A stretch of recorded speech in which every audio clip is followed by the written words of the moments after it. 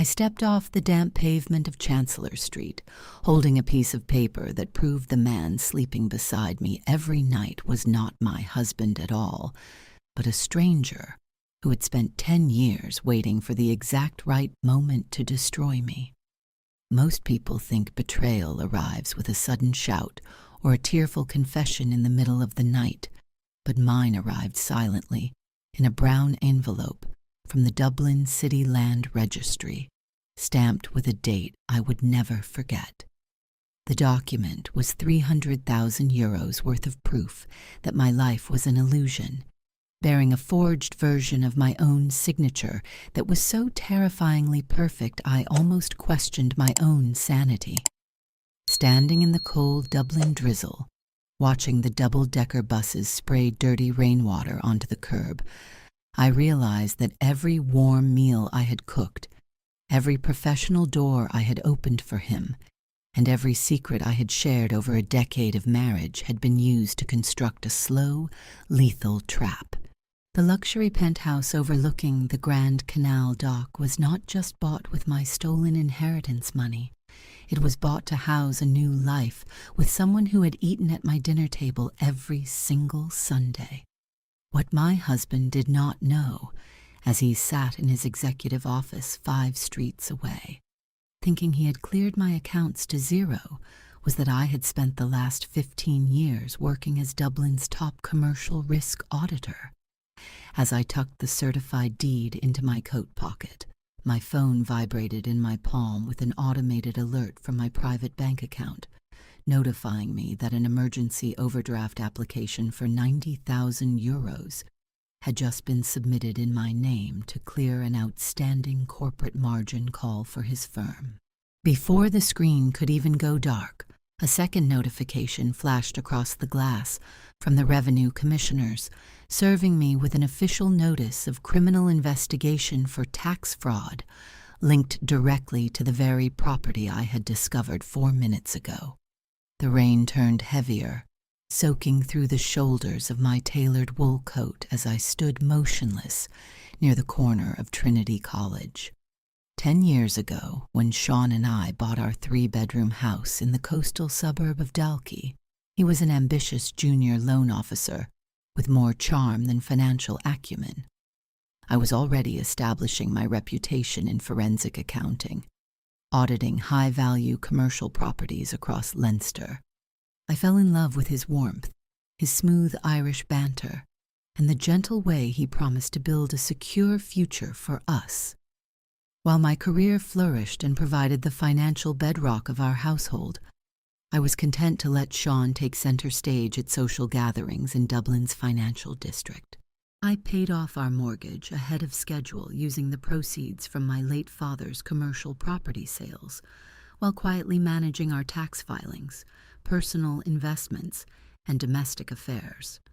My cousin Clodagh entered our lives 5 years ago after her parents' bitter divorce left her financially stranded midway through her university degree in business management.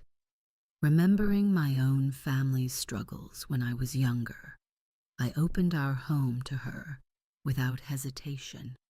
She lived in our spare bedroom for 2 years, eating dinner with us every evening, while I helped her revise her coursework and eventually used my professional network to secure her an entry-level analyst position at Sean's bank. She was quiet, soft-spoken, and seemingly devoted to our family, often helping around the house and buying me small gifts to show her gratitude. When she moved into her own apartment near Ballsbridge 2 years ago, I felt a deep sense of pride, believing I had helped a young woman stand on her own 2 feet. The first subtle warning sign appeared 6 months ago during a Sunday roast at our house in Dalkey. Clodagh had brought over a bottle of wine, and as we sat at the kitchen island, I noticed she was wearing a delicate gold bracelet crafted by a luxury jeweler on Grafton Street, a piece far beyond the budget of a junior analyst. When I casually admired it, Sean quickly interjected, explaining that their department had recently received performance bonuses for completing a major commercial restructuring deal. Clodagh had smiled, tucking her hair behind her ear with a gesture that felt oddly defensive, before changing the subject to my upcoming business trip to Cork. I dismissed the slight knot in my stomach as tiredness from my own grueling workload, trusting my husband and cousin implicitly. Looking back now as the rain streamed down my face, every strange detail from the past 6 months aligned with terrifying clarity. The late-night meetings Sean claimed were necessary to handle international client portfolios, the sudden passcode changes on his personal laptop, and the mysterious corporate entity named Aura Holdings Limited that I had briefly seen on a bank draft left on his desk. When I asked him about that company 3 weeks ago, Sean had laughed, kissing my forehead and assuring me it was simply a shelf company created for a client's asset purchase. In reality, as the deed in my pocket proved, Aura Holdings Limited was the shell company registered to Clodagh's home address, used to funnel €300,000 out of my father's legacy investment trust directly into the Grand Canal dock penthouse. They had calculated everything with cold, clinical precision. Sean had used his internal administrative access at the bank to mirror my digital authorization credentials, waiting until I was away conducting a major audit in Cork to submit the fraudulent property purchase documents. By linking my personal tax identification number to the shell company's offshore debt liabilities, they intended to pin the illegal tax evasion scheme entirely on me, leaving me facing criminal charges, financial ruin, and public disgrace while they walked away with the property and the remaining cash. They believed that as a quiet, dutiful wife grieving the recent passing of her father, I would collapse under the combined pressure of a police investigation and a public divorce scandal. They thought I would panic and accept a rushed out-of-court settlement just to preserve my professional license. Sitting in the quiet sanctuary of my car parked near Marion Square, wiping the water from my eyes, I pulled up the encrypted cloud folder where I backed up all my corporate audit logs. Sean and Clodagh had spent months building their trap, but in their arrogance, they had forgotten one fundamental truth about my profession. An auditor never relies on a single ledger, and every financial crime leaves a digital footprint that leads straight back to the person who set it in motion. I sat in the quiet cabin of my car as the rain drummed steadily against the windshield, watching the gray outlines of Georgian townhouses through the blurred glass. My fingers were cold on the leather of the steering wheel, but inside my chest, the initial shock had surrendered to a hard, crystalline resolve. Sean and Clodagh had operated under the assumption that I was a passive partner in our domestic life, a woman who simply balanced the household books and signed whatever joint filings were placed in front of her. They had completely misunderstood the nature of my work.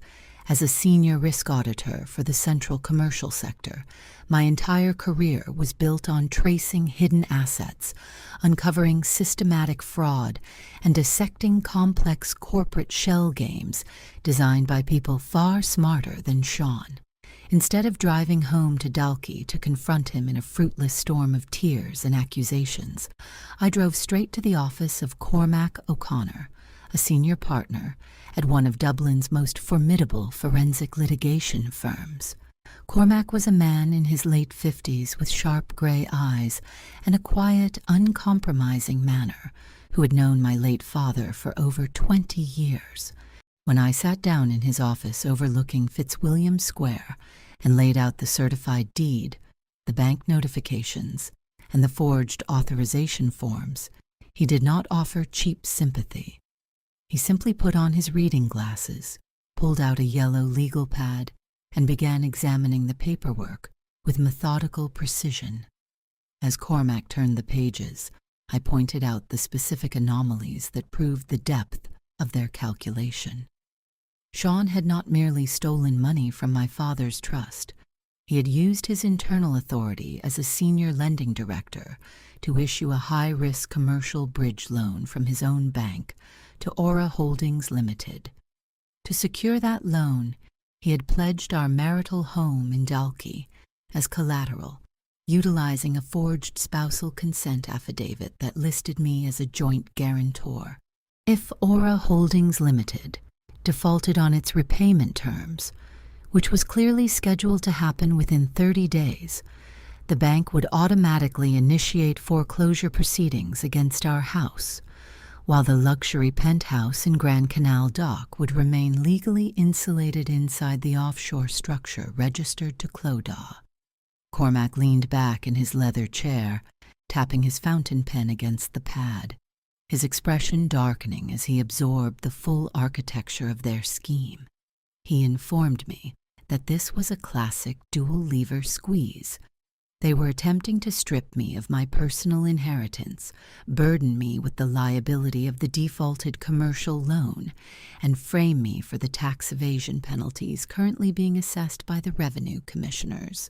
Because the forged documents bore my digital certificate, which Sean had stolen from my secure home office drive, the initial burden of proof would rest entirely on me to demonstrate that I was not the mastermind behind the offshore shell company.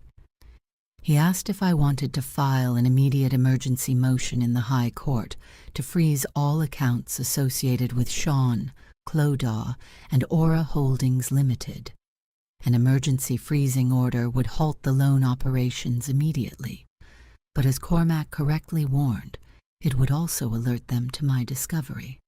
Sean would immediately retain his bank's defense counsel, claim that the dispute was a bitter domestic misunderstanding, and attempt to tie me up in procedural litigation for months while hiding the remaining liquid funds across secondary European accounts. I looked at the rain hitting the tall sash windows of the office, thinking of the quiet evenings I had spent helping Clodagh study her financial compliance textbooks, and how Sean had held my hand at my father's funeral while secretly executing the transfer deeds for my inheritance. I told Cormac that an emergency freezing order was too gentle. I did not want to merely stop them from executing the rest of their plan. I wanted to allow them to walk completely into the legal vault they had built for me, and then lock the heavy door from the outside. Over the next 5 days, I played the role of the tired, oblivious wife, with absolute perfection. When I returned home to Dalkey that evening, I found Sean sitting in our modern kitchen, sipping a glass of red wine with his laptop open on the island counter. He greeted me with his usual warm smile, asking how my afternoon meeting had gone, his voice containing not a single trace of hesitation or guilt. I watched him act the part of the devoted husband, inquiring about my stress levels and gently suggesting that perhaps I should take a sabbatical from my auditing firm to recover from the grief of my father's death. I forced myself to smile back, apologizing for being distracted, and went upstairs to our bedroom, where I quietly initialized a secure bitstream copy of our home network's router logs, capturing every encrypted transmission sent from his device over the past 90 days. During the daytime, while Sean was at his banking headquarters on North Wall Quay and Clodagh was working in her department, I operated out of Cormac's office alongside a team of independent digital forensics experts. We discovered that Sean's plan had a critical vulnerability born of his own hubris. Because he needed to bypass his bank's automated anti-money laundering protocols to approve the bridge loan for Aura Holdings Limited, he had used a secondary internal compliance clearance code assigned to his regional manager. However, to authorize the final disbursement of the 300,000 euros into the penthouse escrow account, he required a secondary countersignature from an external audit authority, which he had fabricated using my stolen digital signature stamp.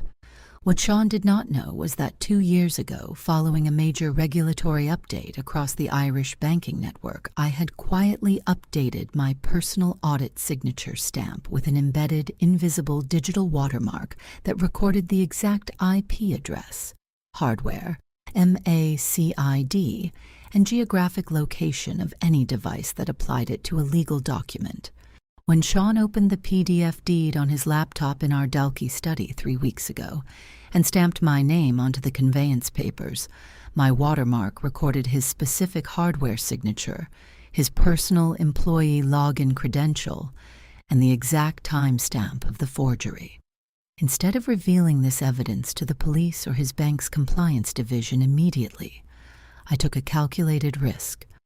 I knew that in 4 days' time, Sean and Clodagh had arranged a private champagne reception at the newly furnished Grand Canal Dock penthouse to celebrate the formal closing of the property purchase with their private offshore investors. They intended to use that meeting to transfer the title of the penthouse from Aura Holdings, limited to a secondary Panamanian trust, effectively placing the asset far beyond the reach of Irish jurisdiction before the Revenue Commissioner's audit notice was officially served on me. If you're enjoying this story, don't forget to subscribe to English Stories Hub. A simple like helps more people discover these stories, and your support inspires us to create new ones. Now, let's continue. I spent the next 72 hours executing a series of precise, quiet legal countermeasures. First, using my valid statutory power as the true, original named beneficiary of my father's investment trust, I met privately with the senior compliance director of Sean's bank, a woman named Margaret Walsh, who had built her formidable reputation on absolute intolerance for internal corruption. Sitting in a private conference room at the bank's headquarters, I presented Margaret with the forensic digital watermark logs, the altered compliance codes, and the clear trail showing that Sean had abused his position to approve a fraudulent loan to his mistress's shell company. Margaret's face turned pale as she examined the evidence. The bank was facing severe regulatory penalties if this fraudulent transaction became public, particularly since it involved an internal director using forged client guarantees. However, instead of demanding an immediate public arrest that would allow Sean to claim procedural irregularity, I offered Margaret and the bank's executive board a clean, legal resolution. The bank would quietly freeze the bridge loan's internal clearance codes until the evening of the penthouse reception, allowing Sean to proceed under the full belief that his funds were secure and cleared. Simultaneously, Cormac filed an ex parte petition with the High Court Commercial Division, presenting the judge with absolute proof of the forged spousal consent affidavit regarding our Dalkey home. The judge signed a confidential provisional order revoking the mortgage lien on our house and instantly transferring full, unencumbered ownership of the property into my sole name, while placing an immediate secret legal attachment over Clodagh's personal accounts and her share of Aura Holdings Limited. On the evening of the reception, the weather over Dublin was crisp and clear. The glass tower at Grand Canal Dock glowed against the dark waters of the basin as I stood on the public walkway across the quay, watching the lights on the top floor of the penthouse. Through the floor-to-ceiling windows, I could see Sean and Clodagh standing together on the private terrace, holding crystal glasses, laughing with 2 foreign investment representatives who had arrived to sign the final offshore transfer papers. Clodagh was wearing a striking emerald green dress, her laughter echoing softly down to the quiet quay, entirely convinced that she had successfully stepped into the life and wealth I had spent 15 years building. I checked my watch. It was exactly 7 o'clock. Taking a deep breath, I adjusted the collar of my coat, pulled out my phone and sent a pre-formatted encrypted file directly to the lead investigator at the Revenue Commissioners, the Garda Financial Crime Investigation Bureau, and the executive board of Sean's bank. Then, accompanied by Cormac and two senior representatives from the High Court Enforcement Office, I walked into the marble foyer of the luxury tower and took the private elevator straight to the top floor. The elevator doors glided open silently onto the top-floor private landing of the Grand Canal Dock penthouse, revealing a magnificent double-height foyer paved in polished Italian marble. Inside the open-plan living room, ambient jazz music played softly over integrated ceiling speakers, and the floor-to-ceiling glass windows framed a sweeping panoramic view of Dublin's glowing skyline. Sean was standing near the marble kitchen island, pouring a fresh glass of champagne for one of the foreign investment directors, while Clodagh stood beside him, her hand resting comfortably on his arm, as they laughed over a shared joke. They looked like the picture of modern corporate success, entirely intoxicated by the belief that their long, calculated operation had reached its profitable climax. My entrance was unannounced and completely silent, but as the heavy timber door clicked shut behind me and my legal team, Sean turned his head casually, expecting to see a waiter or late guest.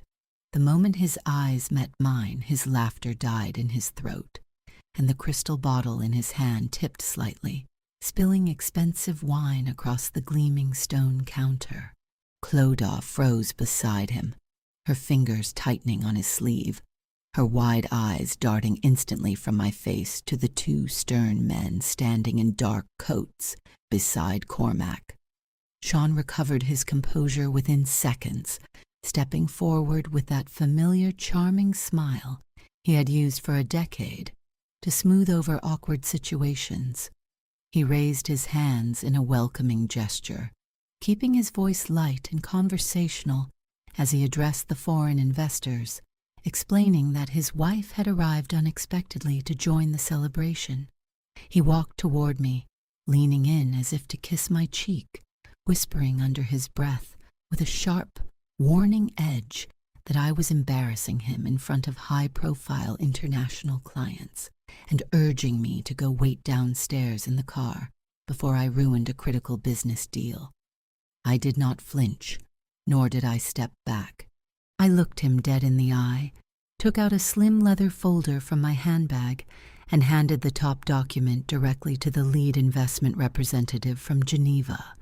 I spoke in a clear, resonant voice that easily carried across the silent room, informing the investors that the property they were attempting to acquire through Aura Holdings Limited was currently seized by the High Court under an emergency freezing order for corporate forgery, money laundering, and bank fraud.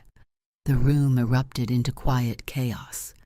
The Geneva investors looked at the official High Court seals on the document, their polite expressions instantly turning into cold corporate alarm. Clodagh's face turned an ashen white as she stepped back from the island, her confident posture completely collapsing. Sean's charming facade disintegrated in real time, his eyes turned wild, and his voice dropped all pretense of gentleness. He grabbed the paper from the investor's hand, shouting that the document was a fake, that I was an unhinged, jealous woman trying to ruin his reputation because our marriage was failing, and that he held full legal authority over the property's corporate entity. That was the exact moment I laid out the first major plot twist, the one he had never seen coming in his wildest calculations. Sean believed that by using Aura Holdings Limited and registering it under Clodagh's name, he had legally separated the penthouse from our marital estate and protected himself from corporate liability. But he had fundamentally misunderstood how Irish commercial property and tax law intersected with corporate shareholding structures. 3 days ago, when I discovered that Sean had funneled 300,000 euros of my father's trust money into the penthouse escrow, I did not simply try to block the transaction. Instead, using my valid statutory authority as the primary victim of corporate embezzlement, I had quietly exercised an ancient, equitable remedy known as a constructive trust attachment. Because the funds used to purchase the penthouse were traceably stolen from my private inheritance, Irish law automatically deemed Aura Holdings limited to be holding the property on my behalf as a constructive trustee.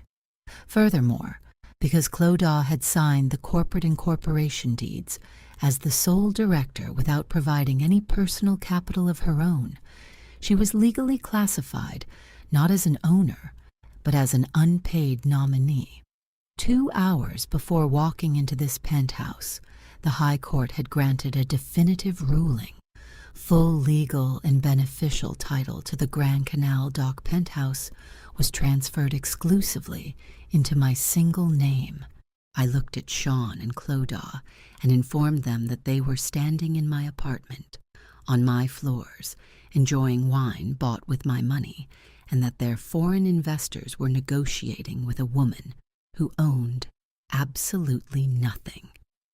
Sean stared at me in complete disbelief, his chest heaving, his hands trembling as he tried to grasp the legal reality of what had just happened.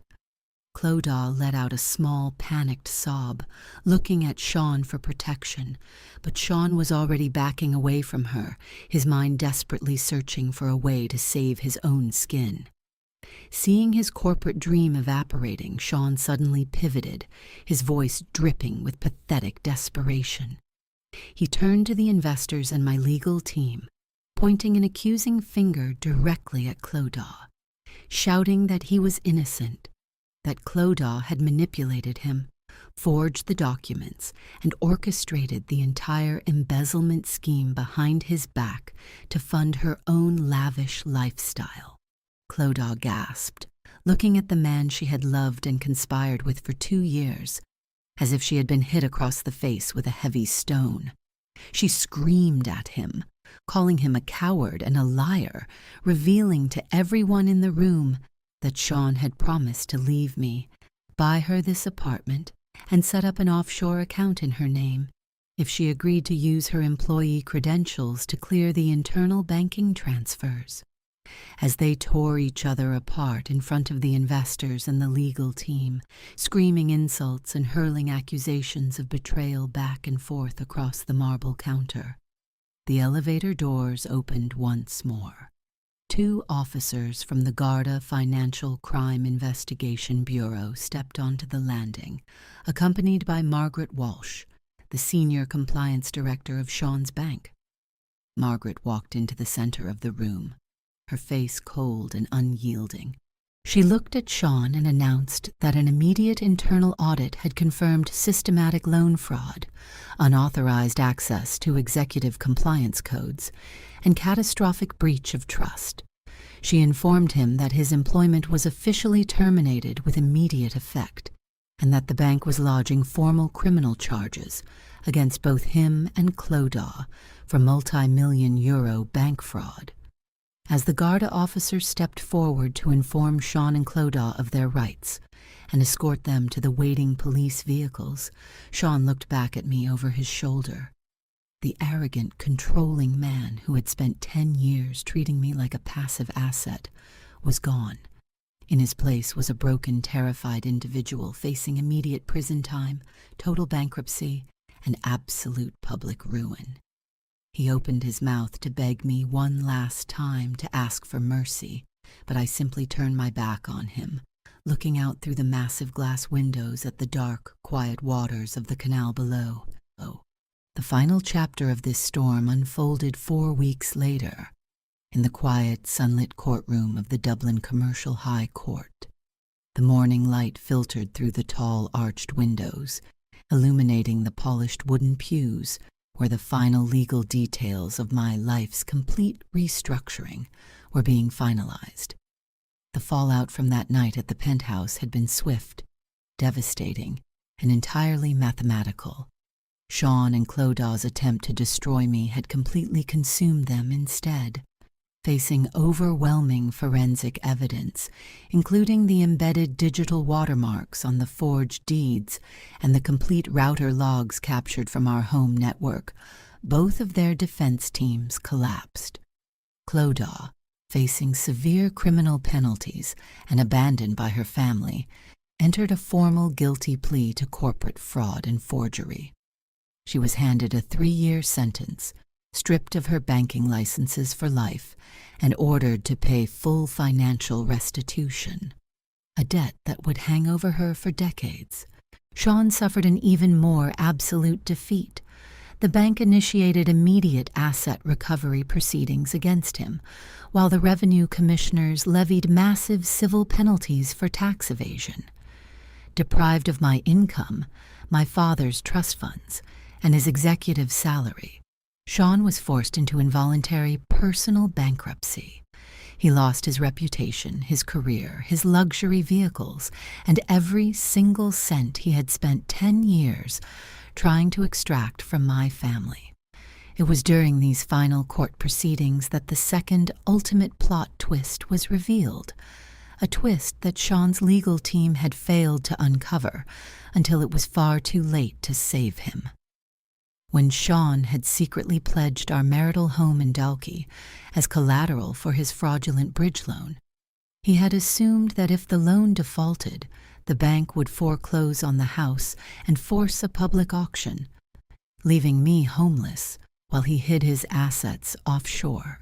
What Sean had never realized was that 3 years ago, when I noticed the initial minor accounting discrepancies in his personal accounts, I had quietly taken out an independent, private mortgage indemnity policy through a secondary European underwriting firm.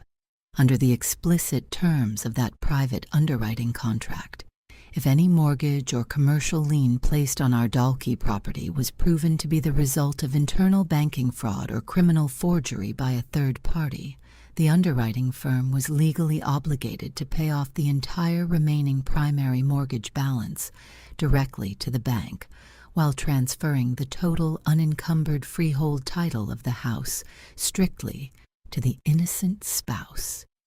Because Sean's fraud had been formally proven in a criminal court, the underwriting policy activated instantly. The bank was forced to clear every single penny of debt attached to our coastal home, while the entire property, now valued at over 1.5 million euros, was rendered completely debt-free and transferred entirely into my sole, private name. Sean had effectively engineered a situation where his own criminal conspiracy paid off my entire mortgage, leaving me with absolute ownership of our beautiful coastal home without costing me a single cent of my own money. As the judge delivered the final decree of absolute divorce and confirmed the complete restoration of my father's investment trust, I sat at the front table beside Cormac, feeling no surge of malicious triumph, no lingering desire for harm, but rather a profound, quiet weight lifting from my heart.